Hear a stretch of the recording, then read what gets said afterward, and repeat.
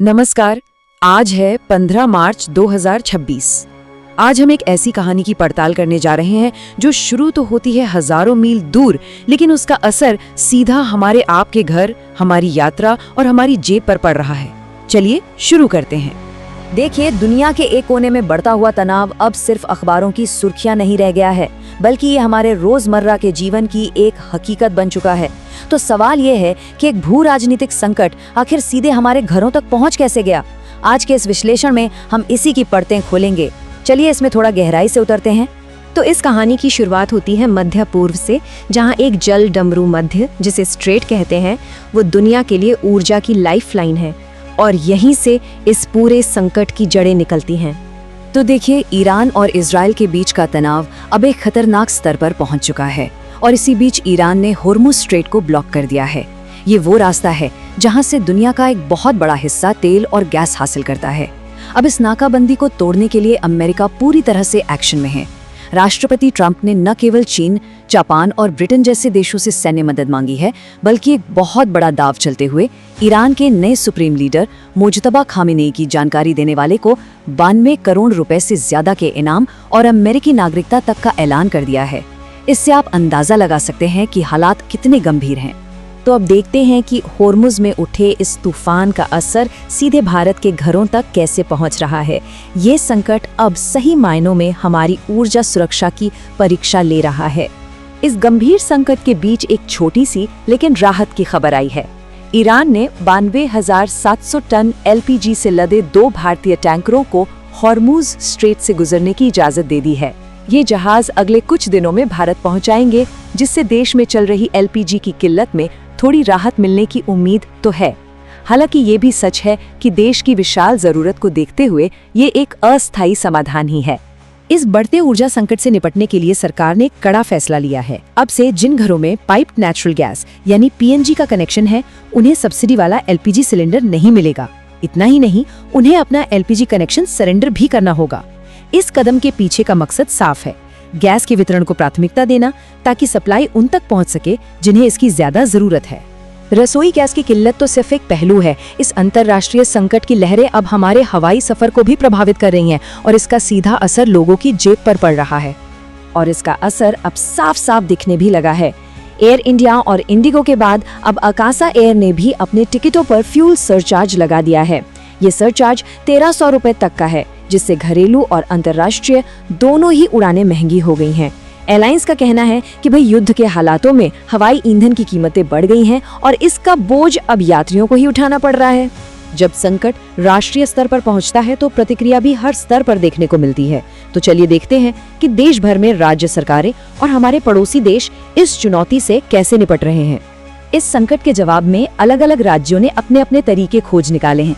जैसे तमिलनाडु सरकार ने इलेक्ट्रिक या इंडक्शन स्टोव इस्तेमाल करने वालों को बिजली बिल में 2 रुपए प्रति यूनिट की सब्सिडी देने का ऐलान किया है।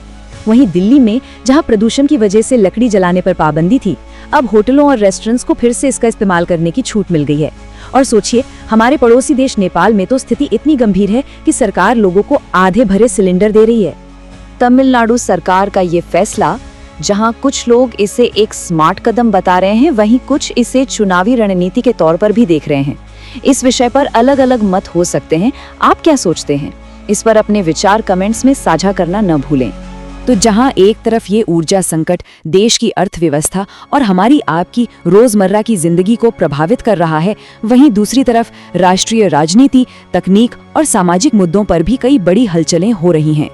चलिए अब देश की कुछ और महत्वपूर्ण खबरों पर एक नजर डालते हैं और शुरुआत करते हैं लद्दाख से आई एक बड़ी खबर के साथ। लद्दाख से एक बहुत बड़ी खबर है। सामाजिक कार्यकर्ता और शिक्षा सुधारक सोनम वांगचुक को 170 दिनों के बाद जोधपुर जेल से रिहा कर दिया गया है। उन पर कड़े राष्ट्रीय सुरक्षा कानून यानी NSA एक्ट के तहत कार्रवाई की गई थी। ये तब हुआ जब वे लद्दाख को संविधान की 6ठी अनुसूची में शामिल करने और पर्यावरण संरक्षण की मांग को लेकर विरोध प्रदर्शन कर रहे थे। अब केंद्र सरकार ने उन पर से ये एक्ट हटा दिया है और इस कदम को लद्दाख में शांति और बातचीत की प्रक्रिया को आगे बढ़ाने के एक संकेत के तौर पर देखा जा रहा है। अब रुख करते हैं पश्चिम बंगाल की राजनीति का, जहां माहौल काफी गर्म है। कोलकाता में एक रैली के दौरान प्रधानमंत्री नरेंद्र मोदी ने राज्य की तृणमूल कांग्रेस सरकार पर निशाना साधते हुए कहा कि जंगल राज का काउंटडाउन शुरू हो गया है। जंगल राज एक ऐसा शब्द है जिसका इस्तेमाल अक्सर कानून व्यवस्था की खराब स्थिति को बताने के लिए किया जाता है। प्रधानमंत्री का ये बयान उनकी रैली से ठीक पहले टीएमसी और बीजेपी कार्यकर्ताओं के बीच हुई हिंसक झड़प के बाद आया है, जो राज्य में बढ़ते राजनीतिक तनाव को साफ दिखाता है। टेक्नोलॉजी की दुनिया में भी काफी बड़ी हलचल है। सबसे पहले फिनटेक कंपनी पेटीएम ने एक नई सुविधा शुरू की है। अब यूजर्स अपने खरीदे हुए डिजिटल गोल्ड की फिजिकल डिलीवरी सीधे अपने घर पर पा सकेंगे। वहीं प्राइवेसी को लेकर एक चिंताजनक खबर इंस्टाग्राम से आ रही है। 8 मई से प्लेटफॉर्म अपने डायरेक्ट मैसेज से एंड टू एंड इंक्रिप्शन हटाने जा रहा है। इसका सीधा मतलब ये है कि आपकी चैट अब उतनी निजी नहीं रहेंगी और कंपनी या सरकारी एजेंसियां उन्हें पढ़ सकती हैं, जो यूजर सेफ्टी पर एक बड़ा सवाल खड़ा करता है।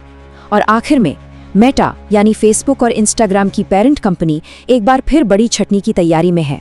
खबरों के मुताबिक कंपनी अपने 20% यानी लगभग 15,000 कर्मचारियों को निकाल सकती है, जो टेक इंडस्ट्री में चल रही अनिश्चितता का एक और संकेत है। खबरों के बीच एक छोटी सी याद दहानी, अगर देश और दुनिया की खबरों को इसी तरह गहराई से समझना पसंद है तो इस चैनल को सब्सक्राइब करना न भूलें, ताकि कोई भी जरूरी विश्लेषण आपसे छूट न जाए। चलिए अब कुछ महत्वपूर्ण कानूनी और प्रशासनिक फैसलों पर नजर डालते हैं। सुप्रीम कोर्ट के एक जज ने टेक्नोलॉजी और कानून के भविष्य पर एक अहम टिप्पणी की है। उन्होंने कहा कि आर्टिफिशियल इंटेलिजेंस वकीलों का समय तो बचा सकता है, लेकिन उनके विवेक और तर्क की जगह कभी नहीं ले सकता। उपभोक्ता अधिकारों के लिए एक बड़ी जीत में महाराष्ट्र की उपभोक्ता अदालत ने एटीएम धोखाधड़ी के एक केस में बैंक को लापरवाही का दोषी पाया और एक महिला को 5 लाख रुपए का मुआवजा देने का आदेश दिया है। और हाँ, अगर आप सड़क से यात्रा करते हैं तो ध्यान दें, 1 अप्रैल से टोल प्लाजा पर कैश पेमेंट पूरी तरह बंद हो जाएगा।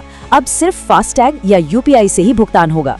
इसके साथ ही फास्टैग का एनुअल पास भी 300 से बढ़कर 375 रुपए का हो जाएगा। देश में पीरियड लीव को लेकर एक बड़ी बहस छिड़ गई है। सुप्रीम कोर्ट ने इसे अनिवार्य करने की याचिका को खारिज कर दिया है, ये कहते हुए कि ऐसा करने से शायद नियोक्ता महिलाओं को नौकरी देने में हिचकिचा सकते हैं। इस फैसले के बाद महिला अधिकार कार्यकर्ताओं ने इसकी आलोचना की है और इसे महिलाओं के स्वास्थ्य और अधिकारों के प्रति एक असंवेदनशील सोच बताया है। ये मामला देखा जाए तो कार्यस्थल पर समानता, महिला स्वास्थ्य और आर्थिक अवसरों के बीच एक बहुत ही जटिल संतुलन को उजागर करता है। तो हमने आज की कई बड़ी खबरों को देखा जो कहीं न कहीं एक दूसरे से जुड़ी हुई हैं। चलिए इन सभी महत्वपूर्ण बिंदुओं को एक साथ समेटते हैं और इसके व्यापक अर्थ को समझने की कोशिश करते हैं। तो आज हमने देखा कि कैसे मध्य पूर्व में एक भू राजनीतिक संकट की लहरें भारत तक पहुंच रही हैं, जो हमारी रसोई से लेकर हवाई यात्रा तक हर चीज पर असर डाल रही हैं। इसके जवाब में सरकारें और नागरिक दोनों ही नए तरीकों से ढलने की कोशिश कर रहे हैं। इसके अलावा हमने लद्दाख से सोनम वांगचुक की रिहाई जैसी एक सकारात्मक खबर से लेकर तकनीक, कानून और सामाजिक बहसों में हो रहे बड़े बदलावों तक देश की एक पूरी तस्वीर को समझने की कोशिश की। आज की ये सभी खबरें मिलकर एक बड़ा सवाल खड़ा करती हैं। एक दूर देश का संकट हमें ये दिखाता है कि हमारी दुनिया कितनी आपस में जुड़ी हुई है और हमारी सप्लाई चेन्स कितनी नाजुक हैं। सवाल ये है कि क्या हमारा देश भविष्य में ऐसे किसी भी वैश्विक झटके के लिए पूरी तरह से तैयार है? ये एक ऐसा प्रश्न है जिस पर हम सभी को विचार करना जरूरी है। आज के इस विश्लेषण में बस इतना ही। हमारे साथ जुड़ने के लिए आपका धन्यवाद। रोजाना की खबरों को बेहतर ढंग से समझने के लिए हमारे साथ जुड़े रहें। नमस्कार।